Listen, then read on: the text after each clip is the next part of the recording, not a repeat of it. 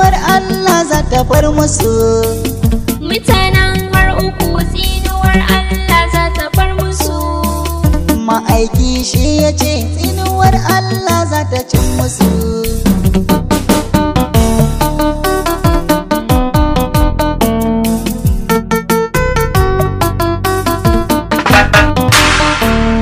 Idan ka bar shi ka bar gidansa, tsinuwar Allah za ta cin maka.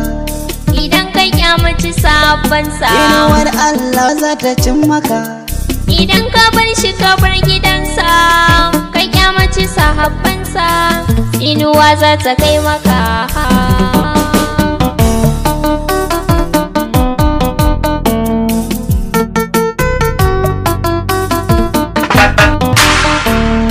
Idan ka so shi ka so gidansa, Allah za ta kai maka. idan ka rungumi sahabbansa, Allah za ta kai maka. idan ka so shi ka so gidansa, ka rungumi sahabbansa, dama za ta kai maka.